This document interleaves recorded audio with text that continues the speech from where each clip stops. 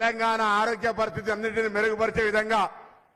అనేకమైనటువంటి కార్యక్రమాలను తీసుకొని ముందుకు పోతున్నటువంటి ఆరోగ్యానికి సంబంధించి ఆరోగ్యశ్రీని మొట్టమొదటి 48 గంటల్లోనే 5 లక్షల నుంచి 10 లక్షలకు పెంచుకోవడమే కాకుండా అనేకమైనటువంటి వ్యాధుల సంఖ్య దాదాపు 1000 చిల్లర వ్యాధుల సంఖ్యలను కూడా ఆరోగ్యశ్రీలోకి తెచ్చి తెలంగాణ ఆరోగ్యవంతంగా ఉండాలని అటు మెడికల్ కాలేజీలను నూతనంగా తేవడం కావచ్చు, నర్సింగ్ కాలేజీలు కావచ్చు, లేదా ఇతరత్ర నియామకాలు కావచ్చు, దూర ప్రాంతాలకు సైతం వైద్యం అందాలని ఒకటే దగ్గర ఉండేటువంటి అనేకమైనటువంటి వైద్యులకు సంబంధించినటువంటి బదిలీల అంశం కావచ్చు, అనేక రకాలుగా రాష్ట్ర ముఖ్యమంత్రి రేవంత్ రెడ్డి గారి నాయకత్వంలో ఉన్నటువంటి తెలంగాణ ప్రభుత్వం అనేక సంస్కరణలు తీసుకొని వస్తా ఉంది.